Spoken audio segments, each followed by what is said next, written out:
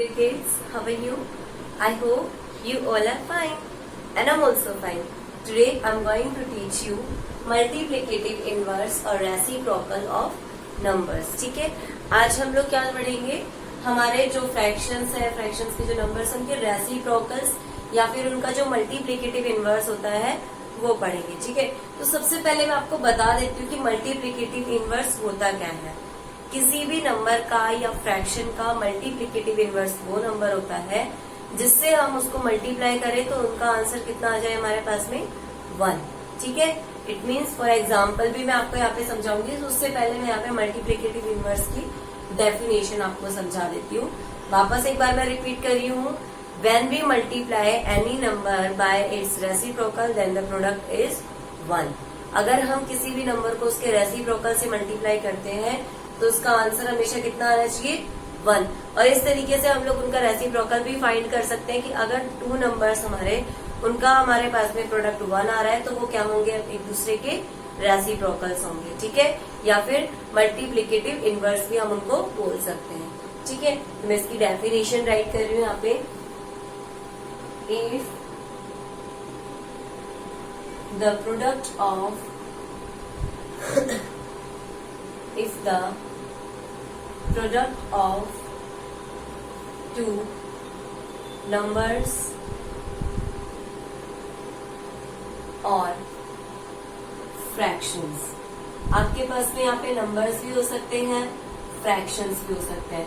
Numbers क्या होते हैं, लाइक आपके होल नंबर हो गया. ठीक है, और भी कोई नंबर हो सकता है तो वो आपके नंबर्स होते हैं. ठीक है, reciprocal if the product of 2 numbers or fractions is 1, then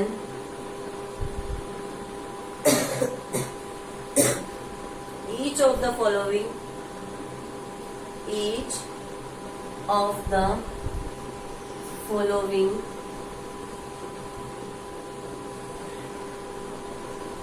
is called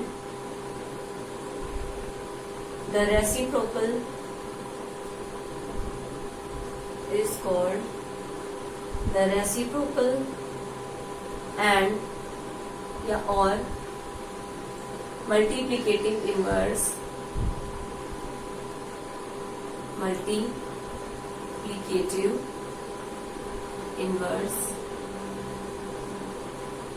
of that number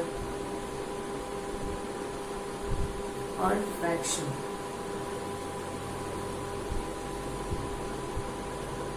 ठीक है, क्या हो गई हमारे पास में मल्टीप्लिकेटिव इनवर्स की या रेसिप्रोकल की जो डेफिनेशन है वो, if the product of 2 numbers और फ्रैक्शंस, अगर हमारे पास में 2 नंबर्स या 2 फ्रैक्शंस का जो प्रोडक्ट है वो कितना है 1, then each of the following is called.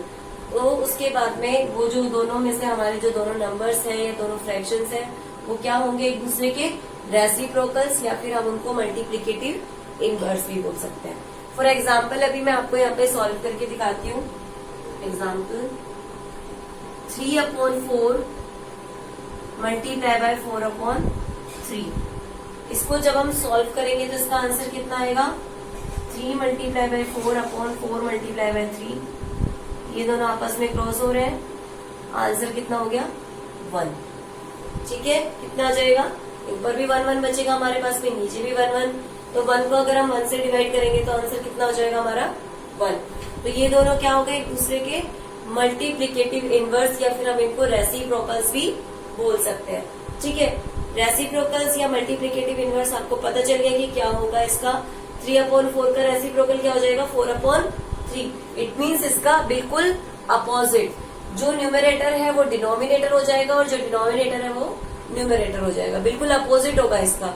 ठीक है, पहले आपके पास में जो डिनोमिनेटर है वो डिनोमिनेटर हो जाएगा बाद में, और जो पहले डिनोमिनेटर है उसको क्या कर देंगे न्यूमरेटर. इट मीन्स इंटरचेंज हो जाएंगे आपस में. ठीक है, तो ये होते हैं मल्टीप्लिकेटिव इनवर्स. अब हमें रेसिप्रोकल्स तो पता चल गया है. इसका मैं आपको एक और एग्जाम्पल यहाँ पे सॉल्व करके दिखा देती हूँ. ये हमारे पास में फ्रैक्शन था. फ्रैक्शन का रेसिप्रोकल कैसे राइट करेंगे, जो न्यूमरेटर है उसको डिनोमिनेटर और जो डिनोमिनेटर है उसको न्यूमरेटर. ठीक है, अभी हम कुछ और एग्जांपल्स इनके सॉल्व कर लेते हैं जिससे हमें पता चल जाएगा. उससे पहले मैं आपको इसकी कुछ प्रॉपर्टीज के बारे में बता देती हूँ.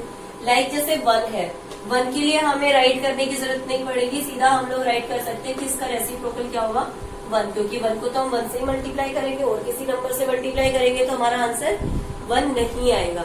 ठीक है, तो हमेशा नोट कर लीजिए आप लोग इसको कि 1 का जो रेसिप्रोकल होगा, reciprocal of 1 is 1 and reciprocal of 0। अब यहाँ पे हमारे पास में 0 के रेसिप्रोकल की भी बात आती है, तो 0 को तो हम किसी भी नंबर से मल्टीप्लाई कर ले, आंसर तो 0 ही आएगा, जबकि हमारे पास में रेसिप्रोकल होने के लिए क्या होना चाहिए, आंसर 1। तो 0 का जो रेसिप्रोकल है वो एग्जिस्ट ही नहीं करता है। ठीक है, so the reciprocal of 0 does not exist, does not exist। हो गया, 1 का रेसिप्रोकल क्या होगा, हमेशा 1, और 0 का जो रेसिप्रोकल है वो एग्जिस्ट ही नहीं है। ठीक है, तो 0 का कोई भी रेसिप्रोकल नहीं होगा यहाँ पे। ठीक है, अब हम दूसरा कोई एग्जाम्पल राइट करते हैं। जैसे एग्जाम्पल, आपके पास में कोई भी होल नंबर है, ठीक है, होल नंबर लाइक 13, आपको इसका रेसिप्रोकल राइट करना है। जब मैंने आपको फ्रैक्शंस के बारे में बताया था कि जिस होल नंबर के नीचे कोई भी नंबर नहीं होता है हमारे पास में, उसका डिनोमिनेटर हमेशा क्या होता है, 1, क्योंकि हम किसी भी नंबर को जब 1 से डिवाइड करते हैं तो सेम हमारे पास में वही नंबर फाइंड आउट हो जाता है। तो 13 को मैं इस तरीके से राइट कर सकती हूँ, 13 का क्या हो गया, 13/1, न्यूमरेटर 13, डिनोमिनेटर 1। तो इसका रेसिप्रोकल कैसे हो जाएगा, रेसिप्रोकल होगा इसका 1/13। ठीक है, और आंसर कितना हो जाएगा इसका फिर 1। ठीक है, जब हम इन दोनों को मल्टीप्लाई करेंगे तो आंसर 1 आ जाएगा हमारे पास डिवाइड करके। ठीक है, तो जब भी कोई होल नंबर होता है उसके नीचे आप हमेशा डिनोमिनेटर 1 राइट करोगे और फिर उसके बाद में उसका रेसिप्रोकल राइट करोगे। जो न्यूमरेटर है उसको डिनोमिनेटर बना दीजिएगा और जो डिनोमिनेटर है उसको न्यूमरेटर बना दीजिएगा। ठीक है, ये तो हो गए मल्टीप्लिकेटिव इनवर्स। अब मैं यहाँ पे राइट कर देती हूँ कि किस तरीके से आप उसको राइट कर सकते हो। उसके लिए आपको एक लैंग्वेज राइट करके दिखा देती हूँ मैं। ठीक है, हाउ टू राइट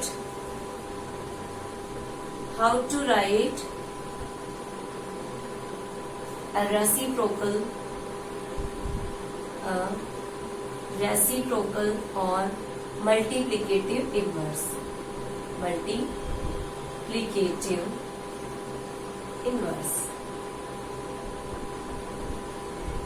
ठीक है, मल्टीप्लिकेटिव इनवर्स या रेसिप्रोकल किस तरीके से राइट किया जाता है वो आपको मैं बताती हूँ। We have to interchange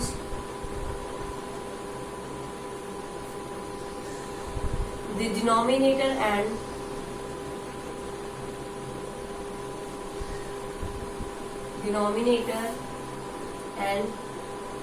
numerator in each other।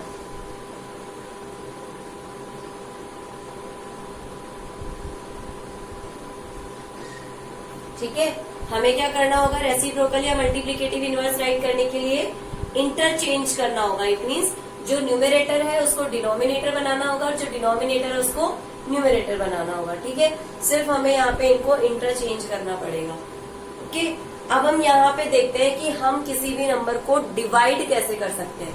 Divide करने के लिए अब मैं आपको यहाँ पे दूसरा तरीका बताती हूँ कि जब भी आपके पास में डिवीजन आता है कि 2 फ्रैक्शंस को डिवाइड कीजिए या होल नंबर को फ्रैक्शन से, फ्रैक्शन को होल नंबर से, तो उनको हम किस तरीके से डिवाइड करते हैं उसको हम लोग यहाँ पे सॉल्व आउट करेंगे। ठीक है, डिवीजन या divide a fraction bye a fraction. किसी भी फ्रैक्शन को दूसरे फ्रैक्शन से डिवाइड किस तरीके से किया जाता है वो हम यहाँ पे देखते हैं। In order to divide a fraction by another fraction we have to multiply the dividend by the reciprocal of that fraction.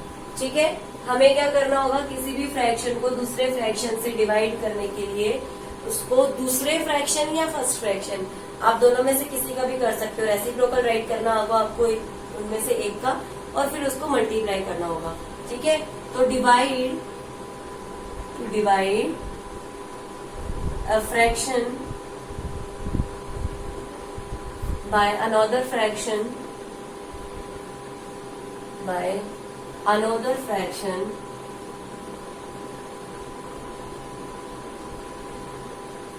we have to multiply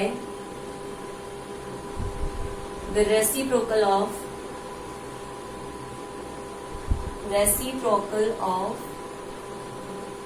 first or second।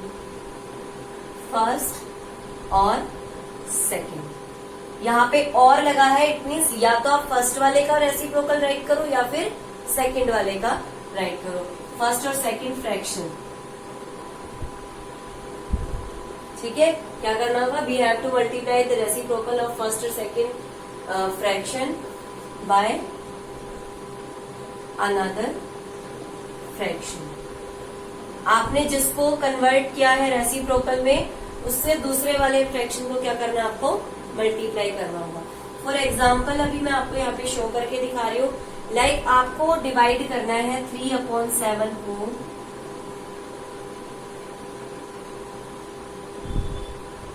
27/21 से।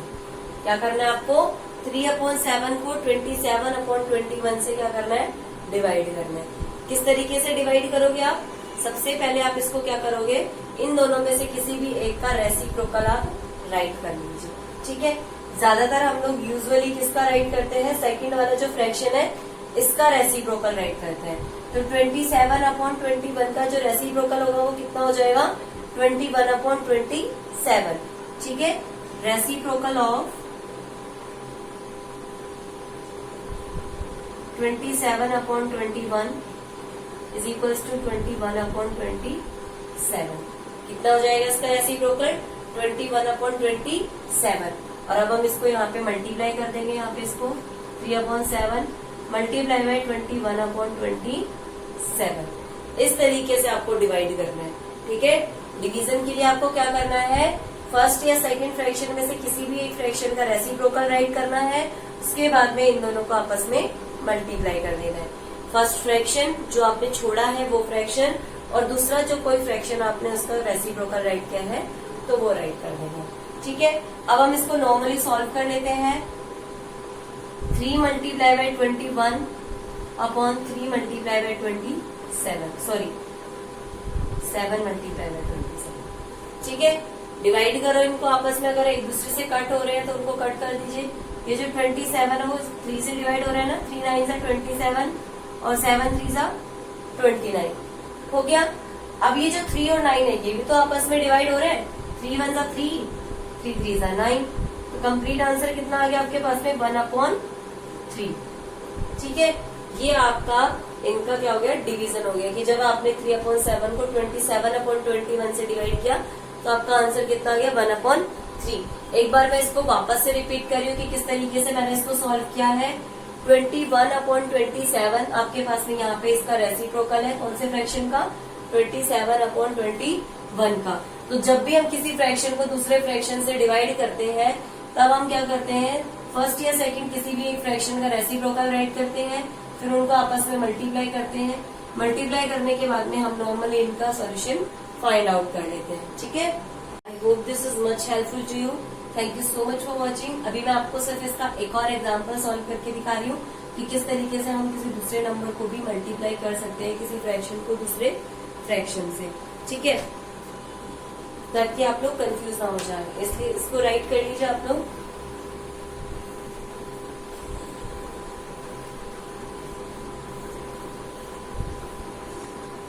ठीक है, अब आपको यहाँ पे डिवाइड करना है 3/14 को 2/7 से। क्या करना है, 3/14 को 2/7 से डिवाइड करना है। तो इसके लिए हम क्या करेंगे, या तो इस फ्रैक्शन का रेसिप्रोकल राइट कर लीजिए या फिर सेकंड वाले का रेसिप्रोकल राइट कर लीजिए। यूजुअली मैंने आपको अभी बताया कि हम लोग सेकंड वाले का राइट करते हैं ज्यादातर, तो मैं सेकंड वाले का राइट कर रही हूँ। Reciprocal of 2/7 is equals to 7/2 और यहाँ पे आंसर हो जाएगा 3/14 मल्टीप्लाई बाय 7/2 क्योंकि जो बचा हुआ फ्रैक्शन है उसको हम दूसरे फ्रैक्शन के रेसिप्रोकल से मल्टीप्लाई करते हैं। ठीक है, जी इक्वल्स टू ये हो जाएगा 3 multiply by 7/14 multiply by 2 divide कर देते हैं हम इसको यहाँ पे 2 आंसर कितना हो जाएगा 3 मल्टीप्लाई बाय 1/2 मल्टीप्लाई बाय 2 और कंप्लीट आंसर इज 3/4। ठीक है, इस तरीके से आप अपने जो फ्रैक्शन है उसको दूसरे फ्रैक्शन से मल्टीप्लाई कर सकते हैं। Okay, I hope this is much helpful to you. Thank you so much for watching, and if you have any type of queries then ask me in comment box.